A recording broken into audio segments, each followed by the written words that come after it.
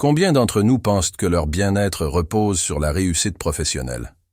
Nous avons été conditionnés à croire que notre valeur personnelle se mesure à nos accomplissements, à notre titre, à notre salaire. Mais que se passe-t-il lorsque nous perdons ce travail? Lorsque les attentes s'intensifient et que nous sommes à bout de souffle? Nous vivons à une époque où l'agitation du monde moderne nous pousse sans relâche à en faire toujours plus. Travailler plus, réussir plus, posséder plus. Nous sommes happés par des exigences professionnelles toujours croissantes, tandis que notre vie personnelle peine à trouver sa place. L'équilibre entre notre travail et notre existence personnelle semble insaisissable, comme une illusion que nous poursuivons sans jamais l'atteindre. Mais si nous regardons le monde avec les yeux des stoïciens, nous découvrons une vérité puissante. L'équilibre n'est pas quelque chose à rechercher à l'extérieur, mais à cultiver en nous-mêmes. Il ne dépend pas des circonstances extérieures, mais de notre maîtrise de nous-mêmes, de notre capacité à discerner ce qui est en notre pouvoir et ce qui ne l'est pas. Trop souvent, nous confondons l'urgent et l'important. Nous nous laissons dévorer par des tâches qui nous éloignent de nos valeurs profondes. Le stoïcisme nous enseigne que le premier pas vers l'équilibre est de clarifier nos priorités. Que voulons-nous réellement? Quel est notre but ultime? Sans cette clarté, nous sommes condamnés à l'agitation perpétuelle. Prenons l'exemple de Sénèque, conseiller de l'empereur Néron, et pourtant ardent défenseur de la modération et de la sagesse. Il nous rappelle que la richesse et la carrière ne sont rien, si elles nous privent de la paix intérieure.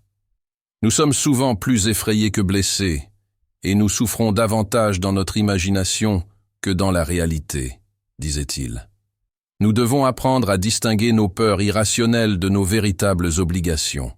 Le travail est noble, il est une expression de notre dévouement et de notre talent.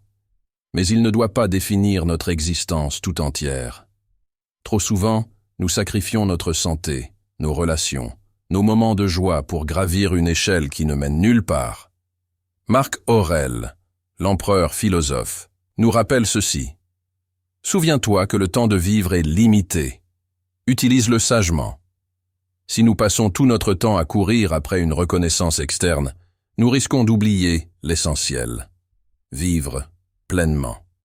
Le stoïcisme nous invite à redéfinir notre rapport au travail en nous interrogeant sur notre véritable mission. Sommes-nous en train d'agir selon nos valeurs profondes? Sommes-nous guidés par la vertu ou par la peur du jugement d'autrui? Ces réflexions nous permettent de retrouver du sens et de transformer notre travail en un acte conscient plutôt qu'une simple course à la productivité. Notre travail a une place importante dans nos vies, mais il ne doit pas être notre unique définition. Nous devons apprendre à poser des limites claires, à décider fermement du moment où nous arrêterons la journée de travail, à ne pas vénérer l'illusion de l'hyper-productivité. Car la vraie richesse ne réside pas dans nos accomplissements extérieurs, mais dans notre capacité à vivre pleinement chaque instant. Trop souvent, nous acceptons des responsabilités qui ne sont pas les nôtres. Nous répondons aux sollicitations sans réfléchir. Nous nous chargeons de tâches qui dépassent nos capacités. Nous disons oui quand nous devrions dire non.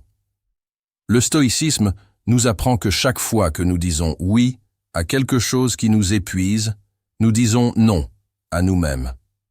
Nous devons apprendre à fixer des limites claires. Cela ne signifie pas être égoïste, mais être conscient de nos propres besoins et énergies. Sénèque nous enseigne que il n'existe pas de vent favorable pour celui qui ne sait pas où il va. En fixant des limites, nous décidons de la direction que nous voulons donner à notre existence, plutôt que de nous laisser balloter par les attentes des autres. Épictète nous rappelle « Ce qui trouble les hommes, ce ne sont pas les choses, mais les opinions qu'ils en ont. » Lorsque nous pensons que nous devons travailler sans relâche, que nous n'avons pas le choix, nous nous enfermons nous-mêmes dans une prison invisible. Mais en prenant du recul, en réalisant que nous avons toujours le choix de notre attitude face aux événements, nous regagnons notre liberté. Ainsi, appliquons les principes stoïciens à notre quotidien. Démarquons clairement ce qui dépend de nous et ce qui ne dépend pas de nous. Acceptons que certaines choses nous échappent et concentrons notre énergie sur celles que nous pouvons maîtriser. Pratiquons la gratitude pour ce que nous avons déjà, plutôt que de poursuivre sans fin ce que nous n'avons pas encore. Réservons du temps pour nous, pour notre famille, pour ce qui nous nourrit vraiment. Dans notre quête de réussite, nous oublions souvent de vivre le moment présent. Nous pensons toujours à la prochaine étape, au prochain objectif, au prochain projet. Mais la vie ne se trouve pas dans le futur. Elle est ici, maintenant. Le bonheur ne se trouve pas dans une promotion future ou dans la reconnaissance d'autrui. Il se trouve dans la manière dont nous savourons chaque instant, que ce soit un repas en famille, une promenade sous le soleil ou un simple moment de silence. Nous ne sommes pas définis par notre emploi du temps. Nous sommes définis par notre capacité à vivre en accord avec nos valeurs. C'est en cultivant la discipline, la modération et la sagesse que nous trouverons cet équilibre tant recherché. Et cet équilibre, une fois trouvé, nous permettra non seulement d'être plus épanouis dans notre vie personnelle, mais aussi plus efficaces et résilients dans notre vie professionnelle. Le stoïcisme n'est pas une philosophie de renoncement, mais une philosophie de puissance. Il nous donne les outils pour reprendre le contrôle de nos vies, pour avancer avec force et sérénité. Alors, engageons-nous dès aujourd'hui à appliquer ces principes, à rechercher l'harmonie plutôt que la dispersion, à choisir la sagesse plutôt que l'agitation.